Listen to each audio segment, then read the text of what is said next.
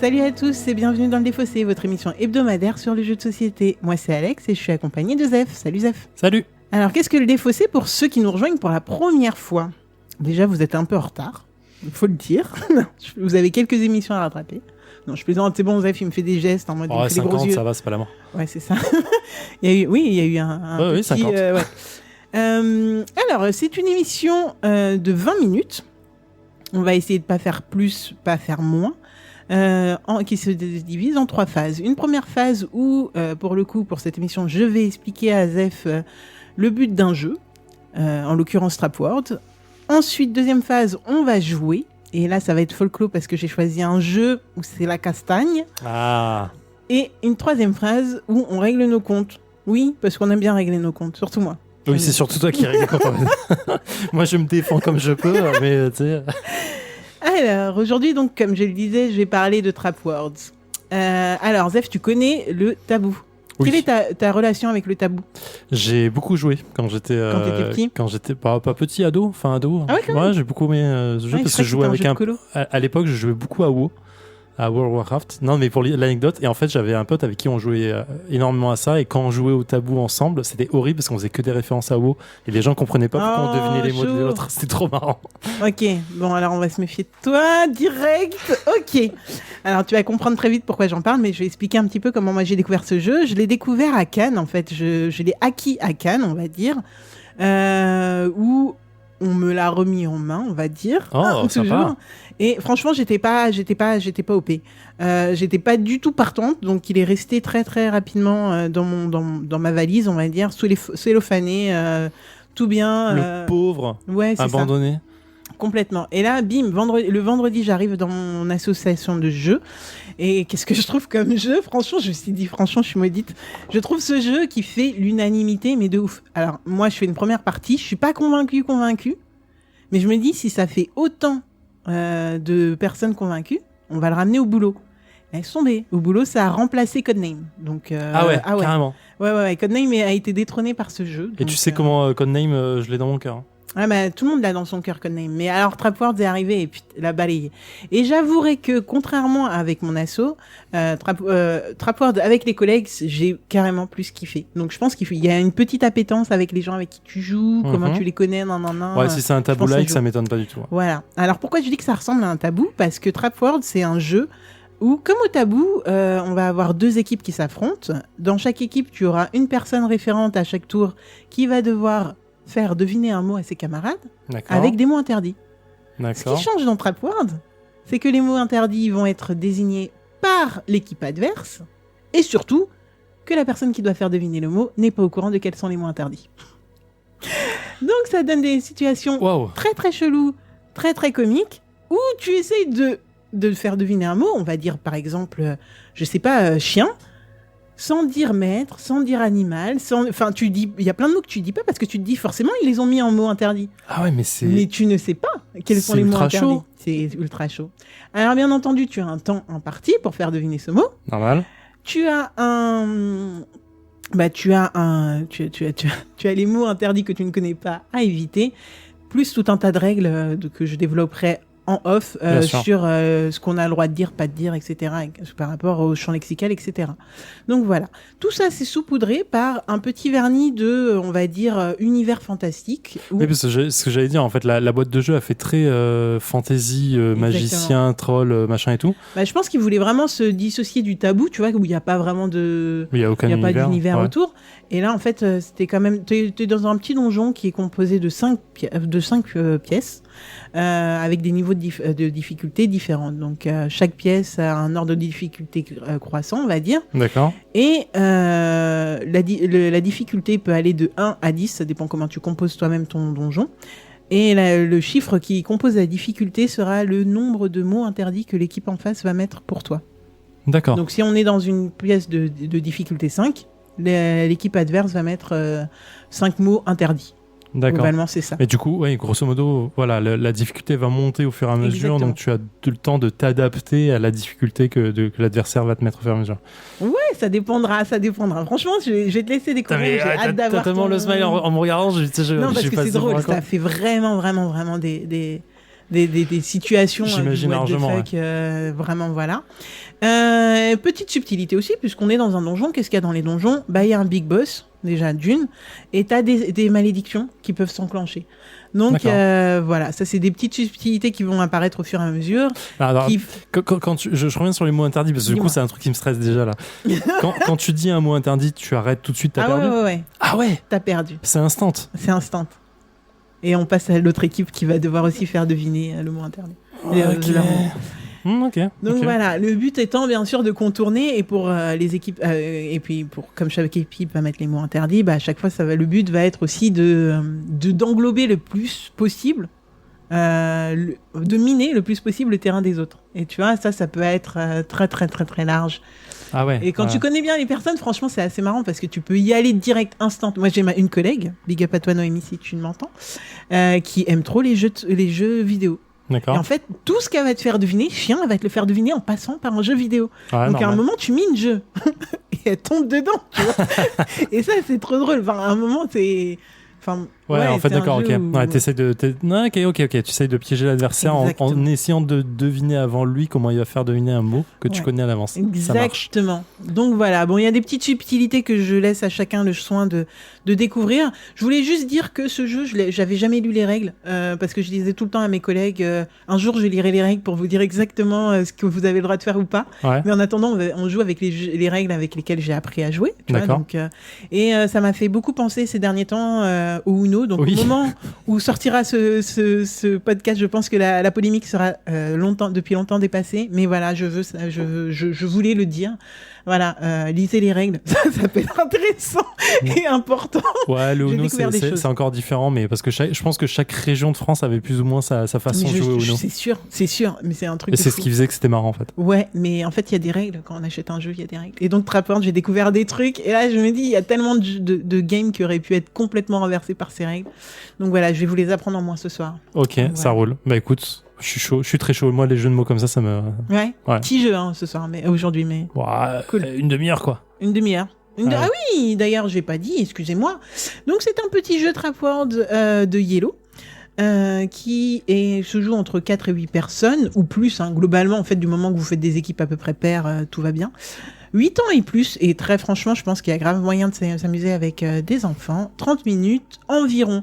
Sauf quand vous jouez pas avec les bonnes règles. Mais bon, ça, voilà. C'est un jeu de Juan Brezina, de Martin Krabalek et de Michael Pozarek. Voilà. J'espère que j'ai pas tout écorché. Je m'en excuse sinon. C'est déjà ça. Voilà. T'es partant ? Ok, c'est parti, on y go. Let's do this. Allez. Monsieur, vous avez votre truc ? Ça là ? Vous avez votre pile de mots là ? Ouais. Et on tire au hasard ou on choisit ? Vous, le mot que vous devinez là, choucroute, du coup c'est... Putain, vas-y, réfléchissent de ouf pour 2 mots là. Ça me fait peur, nous on est allé trop vite. Ouais. Donc on te donne 3 secondes à chaque fois pour regarder le mot et après on lance le sablier. 1, 2, 3. Ok, ça, c'est un truc qui représente les pays. Bon, on se prend une malédiction. Bam, la malédiction, c'était calculé ça. Ouais, on l'avait prévu. Ah, d'accord. Ah ouais, et donc du coup, on est obligé de changer là, ça. Ah oui. C'est quelqu'un qui travaille avec. Travaille ? Non, j'avoue. Abusé. C'est super mauvais. C'est pas comme le truc qu'il y a dans la ville, dans la grande ville. C'est tout petit. Et nous voici de retour dans le défaussé après 34 minutes de Trapworld, une partie endiablée. Je t'avais prévenu qu'il y aurait du fight, oui ou non ? Ah mais carrément, ouais. Alors tu m'avais prévenu, je m'attendais pas à être autant pris par le jeu. Ouais ? Ouais, clairement. Ouais. Alors dis-moi ce que t'en as pensé. Bah j'ai un smile de ouf parce que c'est vraiment très bien. On s'est éclaté comme des fous. Je sais pas, c'est intelligent, c'est très bien mené. Le graphisme sert à rien, mais ça fonctionne. Ça sert à rien, c'est clair. Et tu le regardes même pas en fait. Tu regardes que les nombres et les mots. C'est tordu en fait. En fait, tout le long de la partie, avec mon collègue Sam, avec qui on a gagné, je le place. Putain, mais tu fais tellement bien de le placer parce que vous étiez tellement mal partis.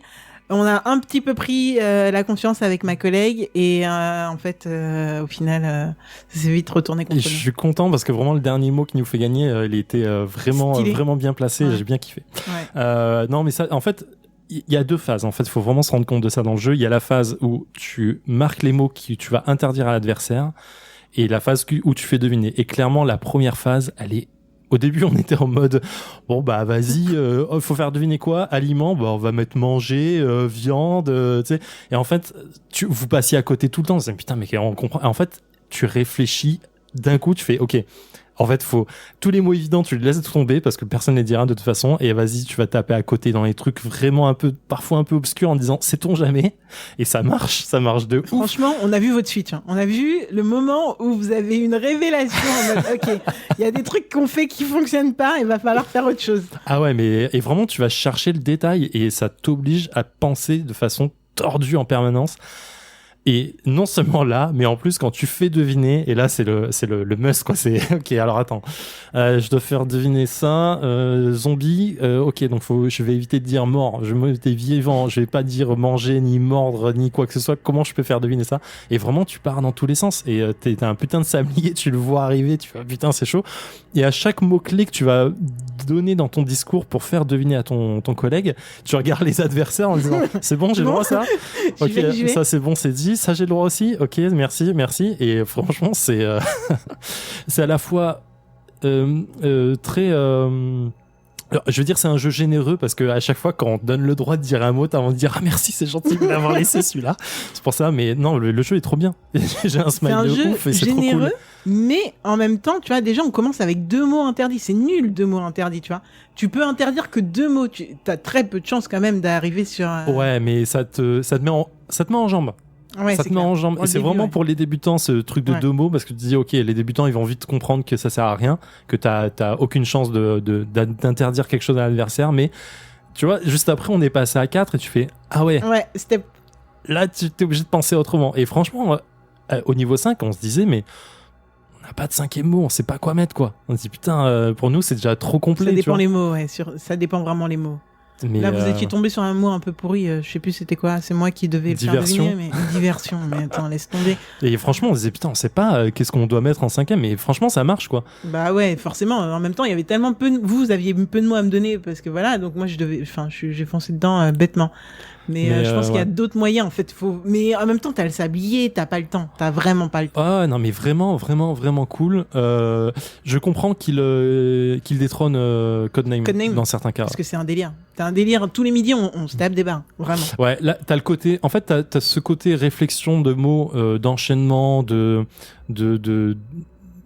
champ lexical qui est vraiment important et qui reste vraiment le cœur du jeu.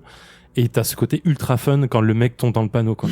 Et putain, t'es trop content d'avoir dit, putain, je savais qu'il allait le dire, ou d'être passé à côté quand putain, je savais que s'il y avait ce mot-là, je voulais pas le dire.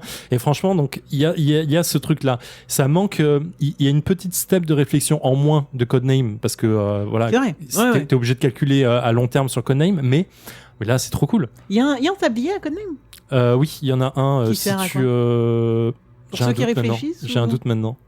Aucune non, idée, t'en as pas du tout, je crois pas. Non, je crois pas du tout.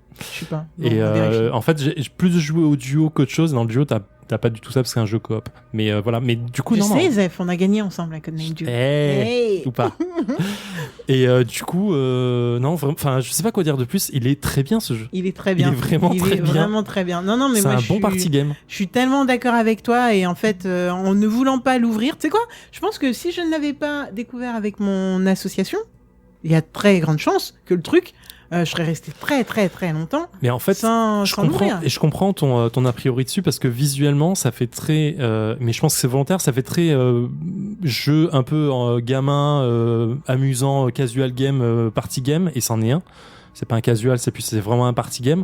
Mais putain, en fait, le design, j'ai presque l'impression qu'il dessert un petit peu le jeu, quoi. Ouais. Mais en fait, ça lui donne ce côté fun, coloré, que tu retrouves complètement dans la partie. Bah en fait. Ouais, parce qu'au final, t'as quand même des petits éléments. Je pense qu'en fait, s'il était plus austère, comme le tabou, tu vois, il serait peut-être un peu moins fun. Ouais, il serait moins fun. Non, mais je suis d'accord. En fait, l'univers est bon. Maintenant, ils auraient pu faire n'importe quel univers. Hein. Vraiment, un truc d'espion, un truc de science-fiction, tout ce que tu veux, ça fonctionnait, quoi. Mais il y a pas un petit truc quand tu te dis, ouais, je me prends une malédiction et bim, je vais aller voir le boss. Tu vois. Enfin, je pense qu'il y a un truc quand l'univers fonctionne. Vraiment, vraiment. Bah écoute, je suis super contente qu'il te plaise. Ah mais ouais, je kiffe fort. Hein. C'est un petit jeu vraiment, je crois, il coûte moins de 20 €.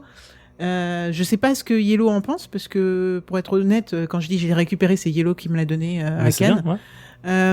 Donc je sais pas ce qu'ils en pensent et ce qu'ils misent dessus, mais vraiment je pense que c'est un truc qui fonctionne super bien.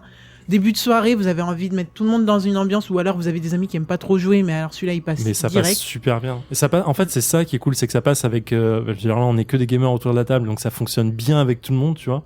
Et je pense que effectivement des gens qui sont pas trop gamers, qui sont un peu casual et qui veulent s'amuser, ça fonctionne très bien aussi en fait. Et tu sais qu'il y a un truc qui est trop fort avec ce jeu, c'est que comme je l'ai déjà dit, je crois sur Codename, il y a une cohésion qui se forme. Je sais que avec mes collègues, bon ils m'écoutent pas donc je m'en fous, mais il y a des collègues avec qui on s'entend pas forcément bien, mais quand tu tombes dans la même équipe et qu'un midi ça fonctionne, je peux te dire que tout le reste de l'après-midi ça se check et tout, tu mais vois, bien sûr, ça se passe c'est un team building de ouf en fait. C'est un team building qui fonctionne trop bien. Et non, je valide complètement. Et je comprends l'a priori qu'on peut avoir en visu de boîte, mais encore une fois sur le jeu de plateau, c'est un truc sur lequel il faut passer facilement. Mais vraiment très bien, je survalide, c'est dans ma liste quoi. Tu survalides. Ouais. Oh là là, mais alors on est Non bien. mais j'ai kiffé, vraiment j'ai passé un très bon moment quoi. Ouais, c'est cool. Bon, en tout cas, j'ai un conseil à donner aux auditeurs, juste lisez les règles.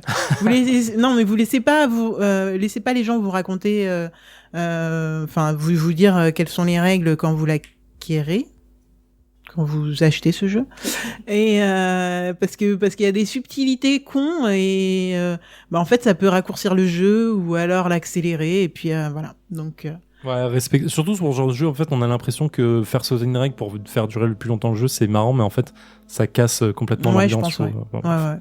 Bah écoute, je suis super contente que ça t'ait plu. Je vais juste rappeler très très rapidement un petit peu les informations de jeu. Donc c'est Trapwords, distribué par Yellow, de 4 à 8 joueurs, enfin, tant que vous êtes pair, franchement, je pense qu'on peut aller assez loin, même si ça peut très vite être le bordel.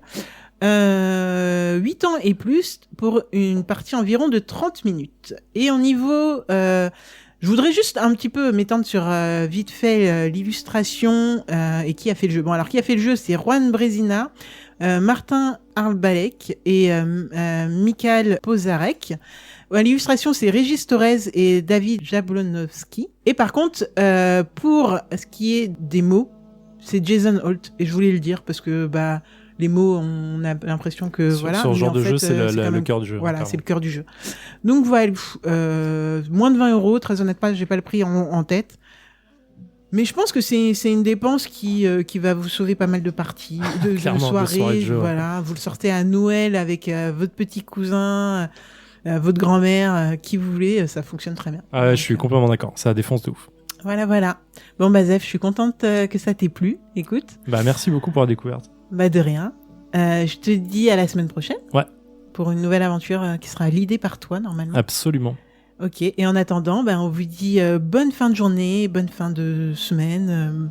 Éclatez-vous. Amusez-vous bien. Et puis, comme d'habitude, vous nous retrouvez sur les réseaux. Donc, n'hésitez pas à venir nous parler. Voilà. Allez, ciao. Ciao.